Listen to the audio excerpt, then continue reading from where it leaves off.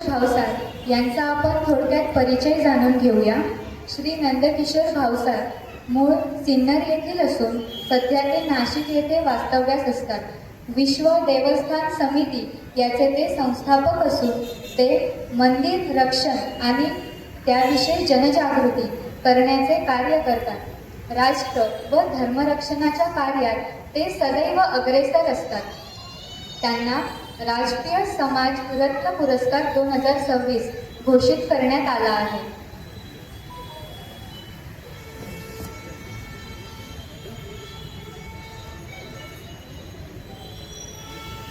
आता आपण त्यांचा सत्कार करूया.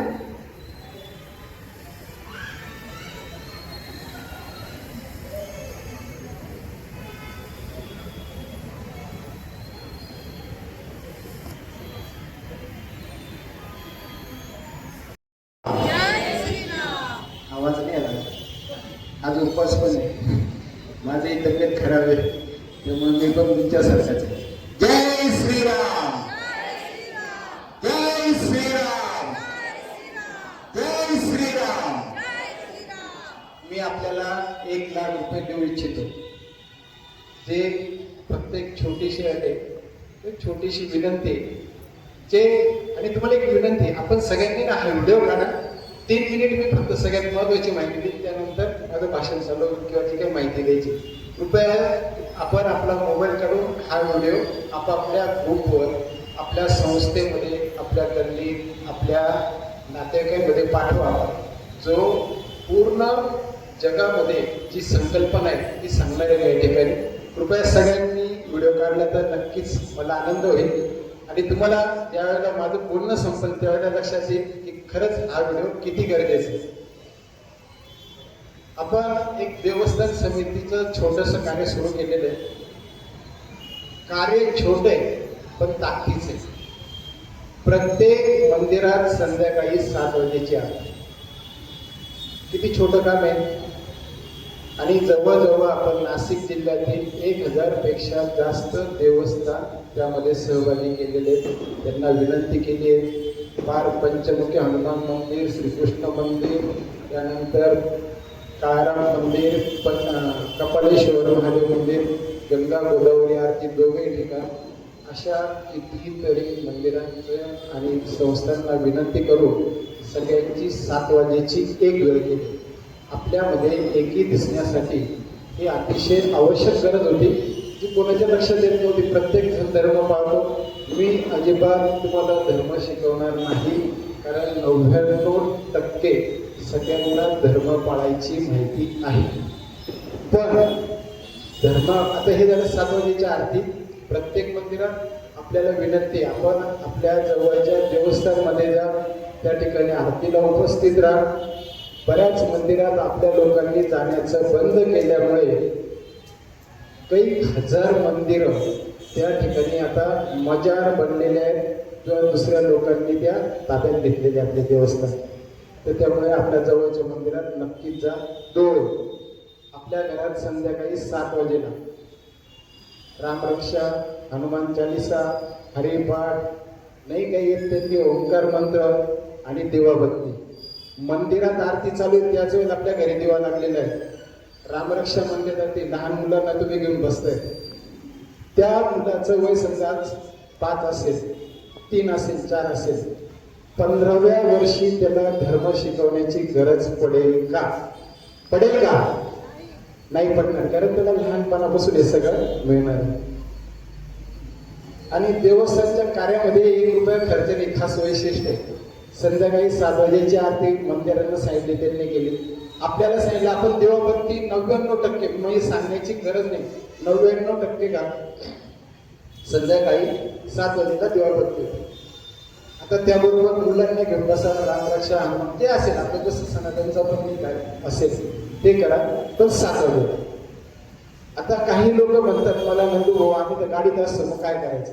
काही अडचण नाही, त्याची पण व्यवस्था केलेली आहे. विश्वास रेडिओ जो आहे नाशिकचा, त्यांना आपण सांगू संध्याकाळी 7 वाजेला शुभंकरोती लावतात.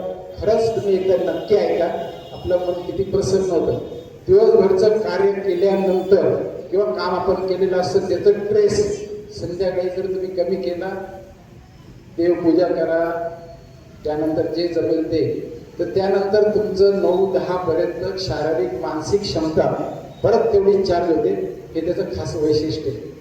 आणि खरं तर मी सनातन संस्थेच्या साधकांना सांगायच्या 1% पण कॅपेबल नाही आहे, तर एक सगळ्यांना म्हणून पडलं की तुम्ही हे सगळं पुढे पाठवा.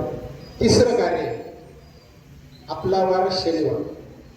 मी आता त्या विषयावर सगळ्यात बोलणारच आहे की इस्लाममध्ये शुक्रवार दुपारी 1 वाजेची नमाज, संपूर्ण कामकाज सोडून ते बरोबर त्यावेळेला नमाजला जातात. आपल्याला पण आता ही सुरुवात करावं लागेल. शनिवारी आपल्या लोकांनी धर्मासाठी वेळ दिलाच पाहिजे.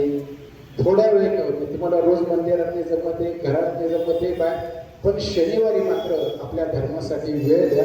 शनिवारच्या संध्याकाळच्या आरतीला जवळच्या मंदिरात नक्कीच जा.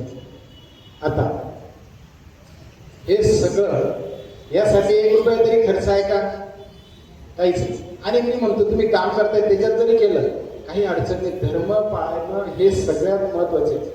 दुसरं 1 लाखाचं जे बक्षीस मी बोललो, मला सांगा कोण व्यक्ती आहे जो मंदिरात गेल्यानंतर किंवा आपल्या देवघराच्या समोर बसल्यानंतर असं रोज म्हणतोय की हे देवा, आपल्या सनातन धर्मावर फार मोठं संकट आलेलं आहे.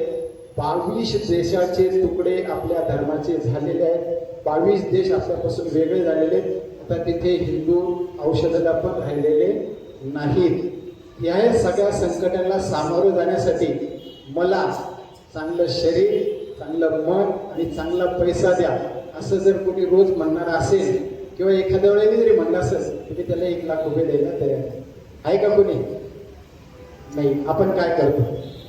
देवघराच्या समोर पडतो, मुलगा त्रास देतोय, सून ऐकत नाही, 10वीला ऍडमिशन होत नाहीये, अमुक म्हणजे जे काय आहे वैयक्तिक, तिथे धर्माचा कुठेही 0 संबंध येतो. आपण धर्मासाठी मागतच नाही आणि त्यामुळे आपण श्रीमंत होत चाललो, पण आपला धर्म परिस्थिती अतिशय अवघड झालेली आहे.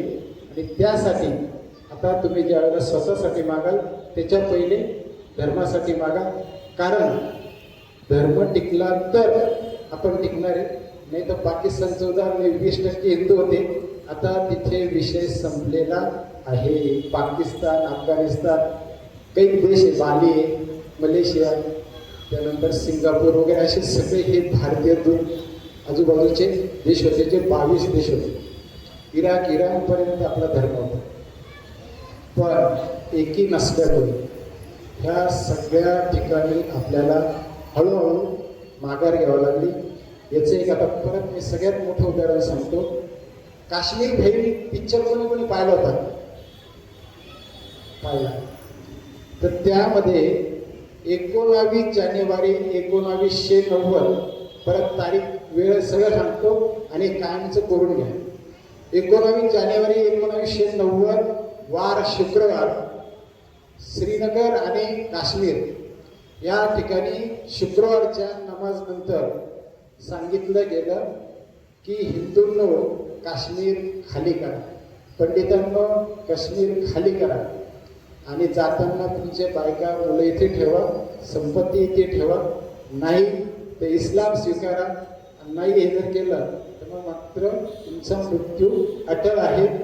1,52,000 पेक्षा जास्त 1,52,000 पेक्षा जास्त हिंदूंना काश्मीर सोडावं लागलं.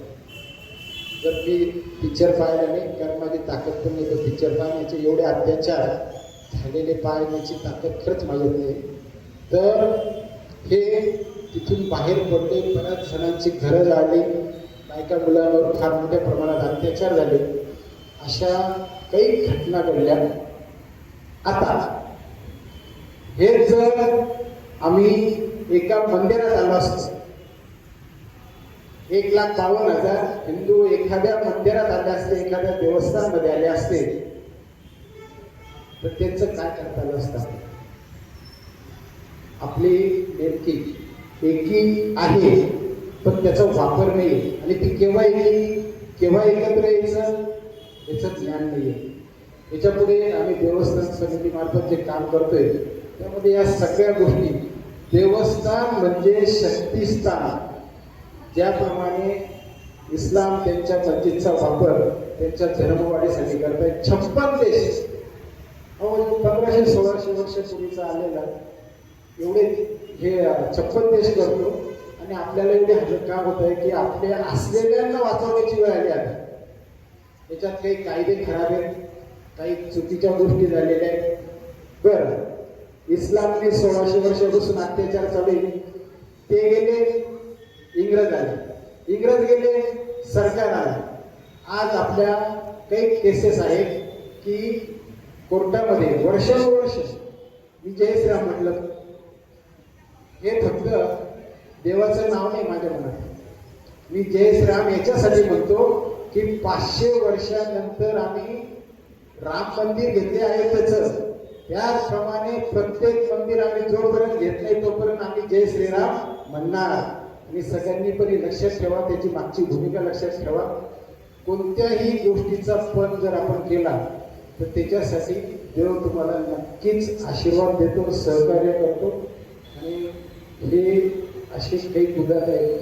बांगलादेशची जी फाळणी झाली त्यावेळेला ॲक्शन किंवा आपला स्वातंत्र्याच्या पहिले ॲक्शन डे म्हणून एक डिक्लेअर केलं होतं. त्यावेळेला कमीत कमी पूर्ण भारतात 3 लाखपेक्षा जास्त लोकांच्या हत्या केल्या होत्या. पाकिस्तान निर्मिती करा यासाठी हिंदूंच्या हत्या झाल्या. बरं, आता हे काय म्हणतात आपले लोकच, सगळे तसे नाही आहेत. माझे एक उत्तर आहे त्याला की बाबा जर तसं नाही आहे सगळे, तर ज्यावेळेला भारताची फाळणी झाली हे आपल्याला धर्मावर आधारित केलेले. ते म्हणे की आम्ही यांच्याबरोबर राहू शकत नाही, हिंदू वेगळ्या पद्धती आहेत, इस्लामच्या वेगळ्या आहेत, आम्हाला वेगळं देश पाहिजे, पाकिस्तान वेगळा केला. ज्यावेळेला पाकिस्तान वेगळा केला त्यावेळेला भारतात 3-4 कोटी मुस्लिम होते, पण त्या एकानेही पाकिस्तान निर्मितीला विरोध केलेला नाही. आणि त्यांनी 56 देश ह्याच पद्धतीने बनवलेले. एखाद्याने गुन्हा करायचा आणि त्यांच्या धर्मातील लोकांनी सौम्य आणि शांत बसायचे. आपल्याकडे जर आपल्या मुलांनी काही दगडफेकमध्ये सापडला तर आपण त्याचं तोंडात मारतो की बाबा कशाने उद्योग करतो. त्यांच्याकडे उलटे पोलिसांना देखील त्याच्या मारतील, नंतर म्हणतील एकच कापड मारलं 10 दगड मारायला पाहिजे. अशा बऱ्याच गोष्टी की आपल्या धर्म वाढवण्यासाठी आता आपल्याला देवस्थान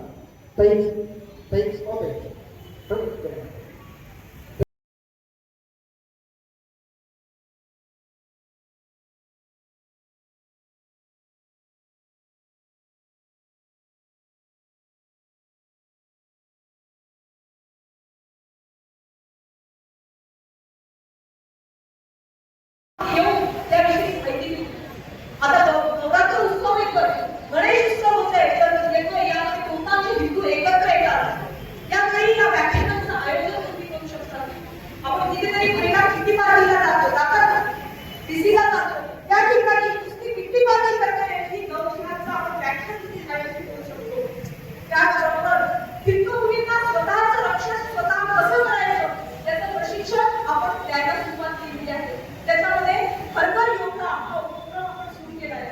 लाठी काठी कराटे नाच याचं विनामूल्य प्रशिक्षण आपण हिंदू युवती आणि युवकांना देत आहोत.